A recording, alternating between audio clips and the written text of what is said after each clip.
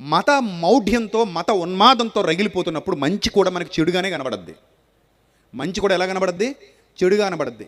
ఈరోజు చూడండి, social media బాగా పెరిగిపోయిన తర్వాత చాలామంది ప్రతిరోజు కూడా వాట్సాప్లో కానివ్వండి, ఫేస్బుక్లో కానివ్వండి, తప్పుడు సమాచారాన్ని ప్రజల హృదయాల్లోనికి తీసుకెళ్ళడానికి ట్రై చేస్తున్నారు. తప్పుడు సమాచారాన్ని వాళ్ళు ఏదో విధంగా మనం అనుకున్నదే, మనం పట్టుకున్న కుందేటికి మూడే కాళ్ళు అన్నట్టుగా ప్రజల మధ్య విభేదాలు, వైషమ్యాలు, గొడవలు సృష్టించడానికి ఇష్టపడుతున్నారు. అలాంటి వాళ్ళు చెప్పేటువంటి చాలా చెడ్డ మాటల్లో ఒక భయంకరమైన మాట ఏంటంటే, ఈ క్రీస్తు లేదా ఈ క్రైస్తవ్యం ఇది మన దేశాంది కాదు, ఇజ్రాయెల్ దేశాంది, మీరు ఇజ్రాయెల్కి పోండి, ఇది మన మతం కాదు, ఇది మనకు అవసరం కూడా లేదు, ఇది మన భారతదేశంలో ప్రకటింపబడకూడదు. ఇది ఒక ఉన్మాద స్వభావం. ఎంత ఉన్మాద స్వభావం అంటే, వాళ్ళు నిన్నేం అనకపోయినా, వాళ్ళు నిన్నేం ఇబ్బంది పెట్టకపోయినా, వాళ్ళు నిన్ను ఒక్క మాట కూడా అనకపోయినా, వాళ్ళ సత్యం ఏదో వాళ్ళు చెప్పుకుంటున్నప్పుడు ఇష్టమైతే పాజిటివ్గా తీసుకోవాలి, ఆలోచన చేయాలి, ఏం చెబుతున్నారో ఒకసారి వినాలి, లేదా వదిలేసి నీ పన్ను చూసుకోవాలి. కానీ లేని వార్తలు పుట్టించి అనవసరంగా విద్వేషాలు రెచ్చగొట్టకూడదు. ఇది కనీస సంస్కారం, కనీస ధర్మం, మనిషికి ఉండాల్సినటువంటి కనీస సంస్కారం. ఇది క్రైస్తవుడు చేసినా తప్పే, హిందువు చేసినా తప్పే, ఇస్లాం వ్యక్తి చేసినా తప్పే, ఎవరు చేసినా తప్పే. ఏంటది? మన మతం కాని వాడి మీద ద్వేషాన్ని నింపాలి, లేదా మన విశ్వాసం కాని వాడి మీద విద్వేషాలు నింపాలి, మన మార్గంలో లేని వాడిని తక్కువగా చూడాలి, వాళ్ళకి వీళ్ళకి మధ్యలో గొడవలు పెట్టాలని ఎవడు అనుకుంటున్నా, వాడు ఏ మతం వాడైనా సరే అతడు చేసేది తప్పే. మళ్ళీ చెప్తున్నా, అతడు చేసేది తప్పే. అది నేను చేసిన తప్పే, నువ్వు చేసిన తప్పే, మరొకడు చేసిన తప్పే. ఇప్పుడు క్రీస్తు మార్గం ప్రకటింపబడుతున్నప్పుడు చాలామంది, నేను నా అనుభవాలు చెప్తున్నాను, చాలామంది సోషల్ మీడియాలో కానివ్వండి, బయట మాట్లాడుతున్నటువంటి వ్యక్తులు కానివ్వండి, వాళ్ళు నోటికొచ్చింది మాట్లాడుతూ ఇది మనది కాదు, మన దేశాంది కాదు అంటారు. నేను మిమ్మల్ని ఒక మాట అడుగుతాను, ప్రపంచీకరణ అన్న పదం ఎప్పుడైనా విన్నారా? వినలేదా? ప్రపంచీకరణ అంటే అర్థం ఏంటంటే, ప్రపంచం మధ్యలో ఉన్న ఎల్లలు తొలగిపోయి, హద్దులు తొలగిపోయి, అందరూ మంచిని అందరూ పంచుకోవటం. ఉదాహరణకి ప్రపంచంలో చాలా కొత్త ఆవిష్కరణలు చేయబడ్డాయి. మీకు స్క్రీన్ మీద కొన్ని ఆవిష్కరణలు చూపిస్తాను, నేను జాగ్రత్తగా చూడండి. మనం ఈ ఆవిష్కరణలన్నిటి వెనుక మన దేశస్తులే, లేదా మన రాష్ట్రాల వారే, లేదా మన ప్రాంతాల వారే ఉన్నారు అనుకుంటే దానికంటే అవివేకం మరొకటి ఉండదు. మీకు గాట్లీబ్ డైమర్ అనే ఒక వ్యక్తిని మీకు స్క్రీన్ మీద చూపిస్తున్నాను చూడండి. ఇతను పుట్టింది ఊటెంబర్గ్లో పుట్టాడు, 1890లో పుట్టాడంట. గాట్లీబ్ డైమ్లర్ అనే ఈ శాస్త్రవేత్త ఎప్పుడు పుట్టాడు? 1890లో పుట్టాడు. ఏమండి, ఈయన 1900లో మరణించాడు జర్మన్ సామ్రాజ్యంలో. ఈయన జర్మనీకి చెందినవాడు. ఈయన ఒక ఇంజనీరు, ఈయన ఒక పారిశ్రామికవేత్త, ఆటోమోటివ్ మార్గదర్శకుడు. ఆయన గురించిన వివరాలు ఇవి. అసలు ఈయన గురించి నేను మీకు చెప్తున్నాను తెలుసా? ఇంజన్ని సృష్టించాడు ఇతను. దేన్ని సృష్టించాడు?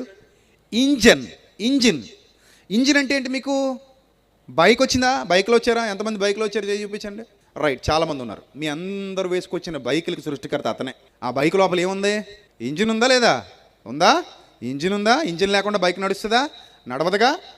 ఆయనే ఇంజిన్కి సృష్టికర్త. అలాగే ఆటోల్లో వచ్చిన వాళ్ళు ఎంతమంది ఉన్నారు చేసి చూపించండి. మేము ఆటోలో వచ్చామన్న వాళ్ళు. రైట్, చాలామంది ఆటోల్లో వచ్చారు. మీరు వచ్చిన ఆటోకి కూడా ఇంజిన్ ఉంటుంది. ఆ ఇంజిన్కి సృష్టికర్త ఎవరు? ఆయనే, గాట్లీబ్ డైమ్లర్. ఇప్పుడు చెప్పండి, ఒక జర్మనీ ఓడి కనిపెట్టిన ఇంజిన్ మనకు అవసరమా? చెప్పండి, ఒక జర్మనీ ఓడి కనిపెట్టిన ఇంజిన్ మనకు అవసరమా? అది జర్మనీది, మంద కాదు. అది జర్మనీలో పుట్టింది, మంద కాదు. అందుకని మనకి ఇంజిన్ వద్దు. మరి ఏం చేద్దాం? మళ్ళీ మనం ఎద్దుల బండికి పోదాం, బెటరు. అయితే గాడిదిక్కి తిరుగుదాం, అది ఇంకా బెటరు. అయితే గుర్రం వేసి తిరుగుదాం, బెటరు. ఎవడన్నా ఒప్పుకుంటాడేటి? వెర్రి తలకెక్కితే పిచ్చి మాటలు వస్తాయి మనిషి మనసులో నుంచి. మూర్ఖత్వం ఉండకూడదు మనిషికి, జ్ఞానం ఉండాలి, వివేకం ఉండాలి, కొంచెం బుర్ర పెట్టి ఆలోచన చేయాలి. మంచి ఎక్కడున్నా తీసుకోవడమే ప్రపంచీకరణ. మంచి ఎవరు చెప్పినా తీసుకోవడమే ప్రపంచీకరణ. ఎవరు చెప్పినా అది మన దేశంలో పుట్టినా మంచిని స్వీకరించాలి, ప్రపంచ దేశాలకు మన మంచిని పంచాలి. అలాగే ఇంకో దేశం నుండి మంచి వచ్చినా స్వీకరించాలి, మంచిని స్వీకరించాలి, మంచిని పంచాలి. ఇది జ్ఞానం అంటారు, దీన్ని వివేకం అంటారు. అంతేగాని విదేశీ మతం అని ఒక ముద్రేసి యేసుక్రీస్తును విదేశస్తుడిగా చిత్రీకరించి, పోనీ ఆయన ఏమైనా నష్టం చేశాడా? విదేశస్తుడు ఏమైనా నష్టం చేశాడా? ఆయన వల్ల ఏమైనా సమాజానికి కీడు జరిగిందా? ఆయన బోధల వల్ల ఏమైనా సమాజం పాడైందా? మత పిచ్చితో రగిలిపోయే వాళ్ళు మాట్లాడే మాటలు ఇవి. ఆయన ఎవరికి ఏ నష్టం చేయలా, ఆయన ఎవరికి ఏ అన్యాయం చేయలా. ఆయన అందరినీ ప్రేమించాడు, ప్రేమతత్వాన్ని ప్రబోధించాడు, జ్ఞాన సూత్రాలు ప్రబోధించాడు, ప్రేమగా ఉండమన్నాడు, నిన్ను వలే నీ పొరుగువానిని ప్రేమించు అని చెప్పాడు తప్ప ద్వేషించు అని చెప్పలా. కొట్టమనలేదు, తిట్టమనలేదు, నాశనం చేయమనలేదు, ఎవరిని కూడా చంపమని చెప్పలేదు. సో కాబట్టి ఇది కనిపెట్టింది ఒక విదేశస్థుడు కాబట్టి ఈ విదేశస్థుడితో మనకు పని లేదు అంటే అదేమన్నా బాగుందా? ఇప్పుడు కార్లు ఉన్నాయి కదా, బెంజ్ కార్లు, కార్లు బెంజ్ చూడండి, మీకు స్క్రీన్ మీద చూపిస్తాడు. కార్ల బెంజ్ అనే ఆయన్ని, ఈ బెంజ్ కార్లన్నిటికీ సృష్టికర్త ఆయనే, కంపెనీకి సృష్టికర్త, కార్లు కనిపెట్టినాడు. మరి ఇప్పుడు తీసేద్దామా? కార్లు, బస్సులు, లారీలు ఒకదాని తర్వాత అప్డేట్ అయిపోయాయి కదా, వద్దా మనకి? అసలు నడుస్తుందా మానవ జీవితం? నడవదండి. ఎంత అభివృద్ధి చెందింది మన దేశం, ఇతర విదేశాల నుంచి తెచ్చుకున్న జ్ఞానమే కాదు, ప్రపంచీకరణే కాదు. ఎందుకు మనం అంత మూఢ విశ్వాసంతో బతకాలి? అంత అంధవిశ్వాసంతో ఎందుకు బతకాలి? విశాల హృదయం ఎందుకు లేదు మనిషికి? విశాల నేత్రం ఎందుకు లేదు మనిషికి? విశాలమైన ఆలోచన విధానం ఎందుకు లేదు మనిషికి? రావాలది. మరీ మూర్ఖత్వంతో ఉండకూడదు, మూఢత్వంతో ఉండకూడదు. జ్ఞానం, వివేకం ఉండాలి. మంచి ఎక్కడున్నా మనం తీసుకోవాలి, అది ఎక్కడున్నా సరే తీసుకోవచ్చు, తప్పులేదు. అదే ప్రపంచీకరణ అంటే. సో కార్ల బెంజ్ అని ఆయన మన దేశస్థుడు కాదు. ఇక మరలా రైట్ బ్రదర్స్ అని విమానం మీద తిరుగుతున్నామంటే మనం కారణం మీరు స్క్రీన్ మీద చూస్తున్నటువంటి రైట్ బ్రదర్స్ అని ఇద్దరు అన్నదమ్ములు చూడండి, అదిగో వాళ్ళు కనిపెట్టారు విమానాన్ని. గాల్లో ఎగురుతూ ఉంటే మనం చూస్తున్నాం, ఎక్కుతున్నాం, తిరుగుతున్నాం, విదేశాలకు వెళ్తున్నారు మన అక్క చెల్లెమ్మల అన్నదమ్ములు. మరలా వస్తున్నారు 4 రూపాయలు సంపాదించుకుని, అక్కడికో ఇక్కడికో వెళ్ళిపోయి, ఆ దేశానికో ఈ దేశానికి వెళ్ళిపోయి. మరి వీళ్ళందరూ ఇంత సులభతరమైన ప్రయాణాలు చేయడానికి కారణం ఎవరు? ప్రాణాలకు తెగించి ఎన్నో ప్రయోగాలు చేసి ఆ బ్రదర్స్ ఇద్దరు కలిసి ఆ విమానాన్ని కనిపెట్టారు, రైట్ బ్రదర్స్. మన దేశస్తులు గారే వాళ్ళు, మన దేశస్తులు గారు, మన దేశానికి చెందిన వాళ్ళు గారు. అంత మాత్రాన మనం విమానాలు మాకు కుదరవంటావా? వ్యవస్థ స్తంభించిపోదు, వ్యవస్థ నాశనం అయిపోదు. మన మంత్రులు, ప్రధానమంత్రులు, పెద్దలు, చిన్నలు చివరికి విదేశీ మతం యేసు ప్రభువు మీద బురద జల్లుతున్న నీతిమాలినోళ్ళు కూడా విమానాల్లో తిరుగుతారు, ఆ ఇంజన్లు వాడతారు. వాళ్ళకి అవి లేకపోతే బతుకులేదు. కానీ మనకి వేరేది వద్దంటారు. చూడండి ఎంత ఎంత జుగుప్సాకరమైన స్వభావం అది. మారాలి, మనిషి ఆలోచన విధానం మారాలి. నేను మరలా చెప్తున్నా, చెడు ఎక్కడున్నా తృణీకరిద్దాం, మంచి ఎక్కడున్నా స్వీకరిద్దాం. చెడు ఎక్కడున్నా మనకు వద్దది, దాన్ని వదిలేద్దాం. మంచి ఎక్కడున్నా తీసుకుందాం, దాన్నే ప్రపంచీకరణ అందాం, మంచి తీసుకుందాం. ఒకవేళ మరలా సాహసించి చెప్తున్నా, యేసు ప్రభు సమాజానికి చెడు చేసేవాడైతే ఆయన కూడా వద్దు మనకి. ఇంత ధైర్యంగా ఎవడు చెప్పడో నేను చెప్తున్నా. యేసు ప్రభు సమాజానికి చెడు చేసేవాడైతే ఎవడైనా నిరూపిస్తే యేసు ప్రభు వల్ల సమాజానికి చెడు జరుగుతుంది, యేసు ప్రభు సమాజాన్ని నాశనం చేస్తున్నాడు, యేసు ప్రభు సమాజాన్ని భ్రష్టు పట్టిస్తున్నాడు, యేసు ప్రభు క్యారెక్టర్ మంచిది కాదు, యేసు ప్రభువులో మంచి లేదు, ఆయనలో పరిశుద్ధత లేదని ఎవడైనా అంటే కనుక యేసు ప్రభు కూడా మనకు వద్దప్పుడు. కానీ అనగలిగేవాడు ఎవడన్నా ఉన్నాడటి? లేడే. ఆయన జీవించి ఉన్న దినాలలోనే నాలో పాపం ఉన్నదని మీలో ఎవడు స్థాపించగలడని సమాజాన్ని ఛాలెంజ్ చేసి నిలబడినటువంటి మహాయోధుడు ఆయన. అందుకే పరిశుద్ధుడు, పవిత్రుడు, నిర్దోషి, నిష్కల్మషుడు, పాపులలో చేరక ప్రత్యేకముగా ఉన్నవాడనే బిరుదాంకితుడయ్యాడు ఆయన. ఎందుకు బురద చల్లటం? ఏమొస్తుంది? ఏమి రాదు, వేస్ట్, అది తప్పది. అలా బురద చల్లే ప్రయత్నాలు చేయడం తప్పు. కానీ ఈరోజు చాలామంది అలాంటి భావజాలంతో బ్రతుకుతున్నారు. యేసుక్రీస్తు ప్రేమను అర్థం చేసుకోలేకపోయారు. ఇంకా కొన్ని చూపిస్తాను మీకు, చూడండి. రిచర్డ్ ట్రెవితిక్ అనే ఒక ఆయన ఉన్నాడు. ఈయన మనం తిరిగేటువంటి ట్రైన్స్ కనిపెట్టాడు. రైల్లో తిరుగుతున్నా ఏదో చెప్పారు, ఎవరో రోకల బండం చూసాట, ఏంటది రైలు కనిపెట్టాడట. మరి రోకల బండ్లు ఏ దేశంలో లేకుండా ఉన్నాయి? అన్ని దేశాల్లో ఉన్నాయి రోకల బండ్లు. మరి అన్ని దేశాల్లో రోకల బండ్లు ఉంటే అందరూ అన్ని దేశాల్లో రోకల బండ్లు చూసేసి రైలు కనిపెట్టారా? పక్షిని చూసారా? విమానం కనిపెట్టాడట. ఏ దేశంలో లేవు పక్షులు? ప్రపంచం అంతా ఉన్నాయి పక్షులు. మరి ప్రపంచం అంతా అందరూ పక్షుల్ని చూసి విమానాలు కనిపెట్టారా? కాదు. ఎప్పుడు వేసుకుని మసాలా ఇట్టు తినేయడం నేర్చుకున్నారు. ఆయన ట్రైన్ కనిపెట్టాడు. మన భారతదేశంలో అత్యధిక ఆదాయం ఇస్తున్నటువంటి వాటిలో ట్రైన్ కూడా ఒకటి, రైల్వే వ్యవస్థ కూడా ఒకటి. మన భారతదేశానికి అత్యంత ఆదాయం ఇస్తున్న వాటిలో రైల్వే వ్యవస్థ ఉంది, అలాగే విమాన వ్యవస్థ ఉంది, బస్సు ఉంది, ఇవన్నీ ఉన్నాయి. సో ప్రపంచంలో ఎక్కడో ఒక చోట మంచి సృష్టింపబడితే దాన్ని మనం ఏం చేస్తున్నామా? చెప్పండి, ఏం చేస్తున్నాం? తెచ్చుకుంటున్నాం, స్వీకరిస్తున్నాం, వాడుతున్నాం. అలాగే థామస్ ఆల్వా ఎడిసన్ మీరు చూడండి స్క్రీన్ మీద, ఆయన కూడా మన దేశస్థుడు కాదు. ఇప్పుడు ఇక్కడ ఎంత వెలుగుందా, ఈ వేదిక మీద వెలుగుంది, మీ చుట్టూతో వెలుగుంది, ఇంతమంది చక్కగా ఈ లైటింగ్లో చక్కగా మీరు బైబిల్ చదవగలుగుతున్నారు, ఏదైనా చూడగలుగుతున్నారు, నడవగలుగుతున్నారు. ఒకసారి లైట్లన్నీ ఆపేసామనుకోండి, ఏమవుతారు మీరు? ఒకరి మీద ఒకరు పడతారు, కళ్ళు కనబడవు, దొంగలకు పండగ మెడలో తెంపుపోవడానికి. మరి చెప్పులు ఎత్తుకుపోతారు, బైకులు ఎత్తుకుపోతారు, ఇంకేమీ లేదు. చీకటి అంటే దొంగడికి పండగే, వెలుగంటే దొంగడికి భయం. అవునా కదా? ఈరోజు ప్రపంచం అంతా ఇలా వెలుగుతోందంటే కారణం ఆయనే, థామస్ ఆల్వా ఎడిసన్ బల్బు కనిపెట్టాడు. లేకపోతే ఇంకా గుడ్డి దీపాల వెలుతురులో ఉండాల్సిన వాళ్ళమే మనం. ఈరోజు ఈ విద్యుత్ దీపాల వెలుగులో క్రికెట్ కూడా ఆడుతున్నారు. బాల్ ఎంత వేగంగా వచ్చినా కనబడే అంతటి ఫ్లడ్ లైట్లు వెలుతురు వచ్చింది. క్రికెట్ బాల్ ఏమైనా వేగంగా స్లోగా వస్తుందా? ఆడు రుద్దుకు మరి 3 కిలోమీటర్లు వెనక్కి వెళ్ళి పరిగెత్తుకొచ్చి ఇసురుతాడు. బాగా రుద్దు ఇసురుతాడు వేడి బాలు. ఆ బాల్ బ్యాట్తో కొట్టాలంటే నైట్ టైం కూడా కంటికి కనబడాలి ఆ వేగం. ఆ వేగాన్ని కూడా ఈ ఫ్లడ్ లైట్ వెలుతురులో చూస్తున్నాడంటే మనిషి, దానికి కారణం ఆయన థామస్ ఆల్వా ఎడిసన్, మహనీయుడు. బల్బు కనిపెట్టాడు. మాకు వద్దన్నావా బాబు? నువ్వు మా దేశస్థుడు కాదు, మా ఉట్లు కాదు, నువ్వు మాకు వద్దు నీ బల్బు అందామా?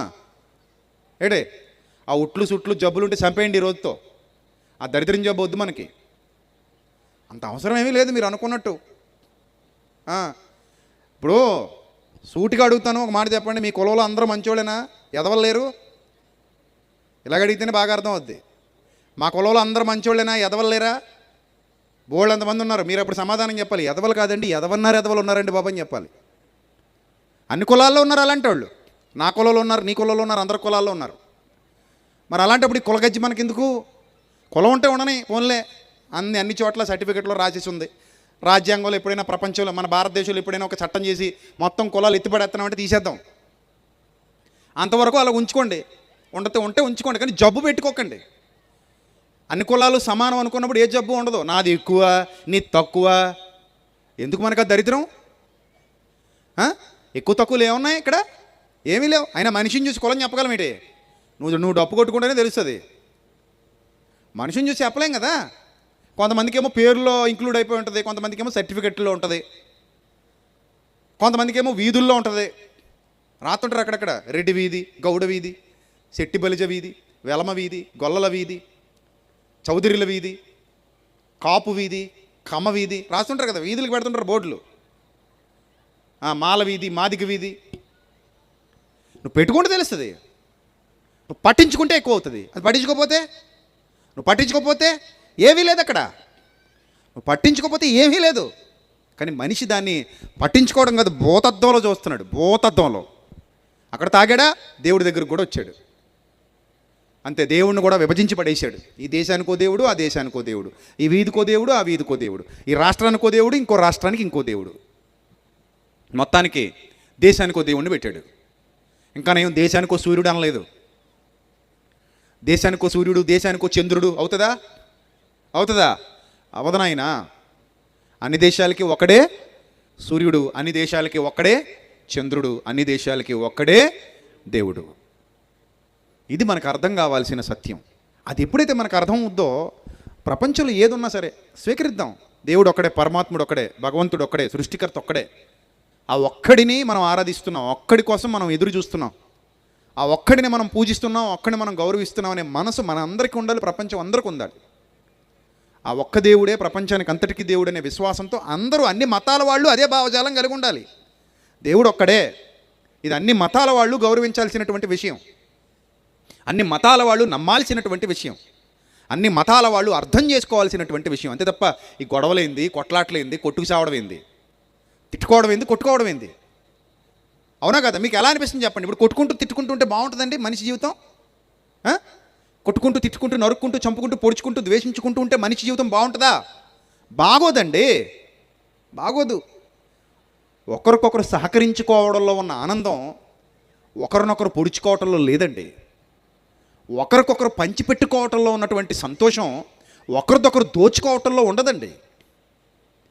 భుజం తట్టడంలో ఉన్నటువంటి మానసిక ప్రశాంతత నరకటంలోనూ, కొట్టటంలోనూ, చంపటంలోనూ ఉండదు ప్రియమైన దేవుని ప్రజలారా. అందుకే నిన్ను వలే నీ పొరుగువానిని ప్రేమించు అన్నాడు తప్ప ద్వేషించు అనలేదు. వీలైతే నిన్ను వలే నీ పొరుగువాడిని ఏం చేయి? ప్రేమించు. అది నీకు ఆరోగ్యకరమైనటువంటి విషయం. ఇలా మనం చెప్పుకుంటూ పోతే ప్రపంచీకరణలో భాగంగా చాలామంది మనకి చాలా విధాలుగా ఉపయోగపడ్డారు. చాలామంది ఇదిగో చూడండి, ఫోన్ కనిపెట్టాడు గ్రహం బెల్. ఈరోజు ఫోన్ లేకపోతే చాలామందికి పక్షవాతం వచ్చేద్ది. వస్తుందా రాదా? ఒక్కరోజు ఫోన్ వదిలేసి ఉండగలరా మీరు? ఎంతమంది ఉండగలరు? ఒక్కరోజు ఫోన్ లేకుండా చాలామంది ఉండలేరు. ఎందుకు ఉండలేరు అంటే ఎడిక్ట్ అయిపోయారు. తాగుబోతాడు చూడండి, సాయంత్రం అయ్యేసరికి అది పడకపోతే ఏమొచ్చేస్తుంటుంది, ఇగో ఇలాగ అంటుంటాడు, షేక్ వచ్చేద్ది అడికి. అందుకని ఇప్పుడు చచ్చినట్టు ఎక్కడ పోతాడు? షాప్ దగ్గర పోతాడు. షాప్ దగ్గర బాబయ్య ఆ పంచకం నా నోట్లో పోసెత్తే తాగేసిపోతాను బాబయ్య, లేకపోతే ఇంకేమైనా ఉండలేకపోతాను అన్నట్టు షేక్ వచ్చేస్తుంటుంది ఇలాగా. అలాగా ఇప్పుడు ఈ ఫోన్ లేకపోతే చాలామందికి ఏమొచ్చేద్ది? షేక్ వచ్చేద్ది. అలాగ అయిపోతారు మనుషులు. ఏమండి, ఆయన కానీ లేకపోతే అసలు ఫోన్ అనేదే లేదు. అలెగ్జాండర్ గ్రహం బెల్ అనే ఆయన ఫస్ట్ ఇన్వెన్షన్ ఆయనదే, ఫోన్ ఇన్వెన్షన్ ఆయనదే. ఆయన తొలిసారిగా చేసినటువంటి ప్రయోగం అంచెలంచెలుగా ఇదిగో ఇక్కడ దాకా వచ్చింది. ఇప్పుడు అందరి చేతుల్లో ఇది ఉందా లేదా? ఉందా లేదా? అసలు ఇది లేకపోతే ఈరోజు వ్యవస్థ కుంటుబడిపోద్ది, స్తంభించిపోద్ది. ఒక్క 2 రోజులు సిగ్నల్స్ ఆపేసాడు అనుకోండి, మొత్తం వ్యవస్థ ఏమైపోయింది? స్తంభించిపోయింది. ఇప్పుడు అన్నీ దీని మీద ఆధారపడిపోయారు. ఫోన్పేలు, గూగుల్ పేలు, పేటీఎంలు, కొనుగోళ్ళు, ఇచ్చుకోవటాలు, పుచ్చుకోవటాలు, చివరికి అడుక్కునేటోళ్ళు కూడా ఏడి ఫోన్పే చేయి అంటున్నారట. ఏదైనా కొట్టు దగ్గరికి వెళ్ళామనుకో, ఏదైనా సరే బటన్ నీళ్ళు అమ్ముకునేవాడి దగ్గర కూడా ఫోన్పే, గూగుల్ పే, అంతే. అంత అప్డేట్ అయిపోయారు ప్రజలు. మరి ఇదంతా పక్కన పడేద్దామా? మళ్ళీ 5 పైసలు బిళ్ళలో, 10 పైసలు బిళ్ళలో, సెలమనీలో పెడదామా? ఏం చేద్దాం? సో కాబట్టి ఇప్పటివరకు చాలా చూపించాను మీకు.